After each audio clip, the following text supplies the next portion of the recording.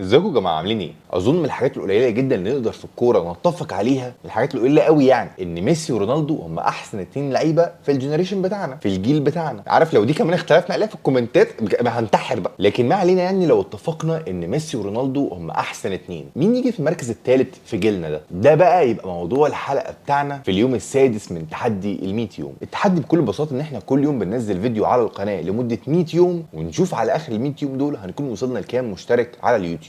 وطبعا الفيديوهات اللي بتنزل كل يوم دي بتبقى من اقتراحاتكم انتوا تحت في الكومنتات، وفيديو النهارده تم اقتراحه من نور على اليوتيوب لما سالني مين تالت احسن لاعب في جيلنا بعد ميسي ورونالدو. فالمهم قعدت افكر كده شويه مين اكتر لعيبه تالقوا في الفتره دي، ونقدر نقول ان في كذا اسم جه في دماغي. يعني لو هنقول نيمار، هنقول تشافي، هنقول انيستا، هنقول ارين روبن، فرانك ريبيري، شنايدر، روبرت ليفاندوفسكي، زلاتان ابراهيموفيتش، ولعيبه طبعا تانية كتير جدا. ولكن لما جيت اختار الاسم الثالث بتاعي كان بكل تاكيد سواريز. هو في الحقيقه بيني وبينكم يعني عاده لما باجي اعمل الفيديوهات دي وتسالوني تحت اسئله في الكومنتات واعمل عنها فيديوهات، بقعد فتره عقبال ما اخد انا قراري. ولكن في السؤال ده بالذات من نور القرار خدته بسهوله جدا، كنت على طول في دماغي عارف لا سواريز هو الثالث. مش عارف بقى عشان انا فكرت في السؤال ده قبل كده لوحدي ولا لا، ولا الموضوع واضح لي جدا، بس مهتم جدا اعرف منكم تحت في الكومنتات رايكم في الموضوع ده. المهم بقى ليه سواريز بالنسبه لي هو افضل ثالث لاعب في الجيل ده. من ابرز الحاجات اللي بشوفها سواريز مميز جدا فيها هو قدرته على النجاح في اي منظومه بيلعب معاها. يعني نجح مع اياكس وقدر ان هو يكسب معاهم الدوري والكاس، بعد كده راح ليفربول في يمكن تكون واحده من اسوا فترات ليفربول على مدار تاريخهم، الا انه كان سبب رئيسي ساعدهم ينافسوا على الدوري سنه 2013 2014، وجاب ساعتها ريكورد وهو كان 31 جول في موسم الدوري بس. ده غير ان هو كسب معاهم الكاراباو كاب. وزي ما بقول لكم فتره وحشه جدا على ليفربول، ما ينفعش اقول ان في اي حد بيلعب معاه غير جيرارد تقريبا وقدر يفرض اسمه ويبقى اللاعب الابرز في البريمير ليج كله، مش في ليفربول بس. بعد كده يروح برشلونه، وفي اول موسم ليه مع النادي تبان جدا قيمته لما يكون بقى بيلعب مع ميسي ونيمار وانيستا وتشافي والخ الخ الخ، ويعمل ثلاثيه ناريه محدش هيقدر ينساها في التاريخ، وهي ثلاثيه الامسن، ويساعد النادي انه يكسب الشامبيونز ليج الاخير في تاريخه حتى الان. وفي الفتره بتاعته بتاعت برشلونه بان جدا ان هو لما كان النجم الاوحد في ليفربول قدر ان هو يتالق ساعتها، ولما بقى النجم الثاني او الثالث في برشلونه برضه قدر ان هو يتالق. وعمرك ما حسيت ان هو غيران من نيمار او ميسي ان هم واخدين اضواء اعلى. طبعا كده كده سواريز كان واخد حقه في النادي وجمهور برشلونه كله كان بيحبه، ولكن برضه ما نقدرش ننكر من حيث الحب ميسي ونيمار كانت شعبيتهم اعلى. فقدرته بقى على النجاح في المنظومه دي ويعمل كارير محترم جدا جدا جدا في برشلونه، وتبان قدرته على صناعه اللعب مش بس التسجيل، سواء بتحركاته او اسيستاته. ومن حيث الالقاب يكسب 13 بطوله مع برشلونه، منهم 4 دوري و4 كاس وتشامبيونز ليج، ده غير كاس العالم للانديه وبطولات تانية كتير. وبعدين حتى لما مستواه يبدا ينزل وبرشلونه يمشوه بشكل وحش جدا، يروح اتلتيكو مدريد وفي اول موسم ليه مع اتلتيكو مدريد يكون سبب رئيسي يساعد اتلتيكو مدريد يكسب الدوري الاسباني موسم 2020 21. وخلي بالك هنا من حاجه مهمه جدا، الستايل اللي بيلعب بيه ليفربول ساعتها غير الستايل اللي برشلونه كان بيلعب بيه، غير الستايل اللي اتلتيكو مدريد كان بيلعب بيه، وطبعا قبلهم كلهم الستايل اللي اياكس كان بيلعبه. وفي كل المنظومات دي نجح وعمل اسم وكان مؤثر. ولو جبنا سيره التاثير فكلنا مش هننسى برضو اداؤه المميز جدا مع اوروجواي. صح ما كسبش معاهم حاجات كتير، ولكن ممكن نقول ان هو كان سبب رئيسي يساعد منتخبه يوصل لنص نهائي كاس العالم في 2010. مش هننسى كلنا الكره اللي عملها بايده في ماتش غانا في الكوارتر فاينل بتاع كاس العالم ساعتها، لو انا فاكر صح كانت في الاخر دقيقه في الاكسترا تايم، وجيان دخل وضيع البنالتي. ورغم ان سواريز اتطرد الا انه بالكوره دي والريسك اللي هو اخده ادى فرصه لمنتخبه يروح لضربات الجزاء ويكسب غانا ساعتها. وانا هنا بتكلم على لقطه واحده بس مع الاوروجواي، لان هو في الحقيقه عمل ماتشات كويسه جدا ومحترمه جدا معاهم على مدار مسيرته. اخيرا سواريز لاعب بجده يعني انترستنج جدا وبيفكرني شويه بدييجو كوستا، لان هما الاثنين نوعيه اللعيبه اللي لو بيلعب في فريقك هتكون بتعشقه، لانك هتبقى متاكد ان هو مش هيبخل بنص مجهود عشان يخليك انت تفرح. لكن لو بيلعب ضدك هتكره اليوم اللي اتولد فيه. لعيب مستفز ومؤذي وكل حاجه وحشه ممكن تتخيلها هتلاقيها فيه. فانا بعمل الفيديو ده وعايز اقول لكم ان انا عمري ما حبيت سواريز، لان هو عمره ما لعب في فرقه انا كنت بشجعها او متعاطف معاها حتى. ولكن للامانه لما افكر بموضوعيه لا، هو بكل تاكيد اللاعب بالنسبه لي انا الثالث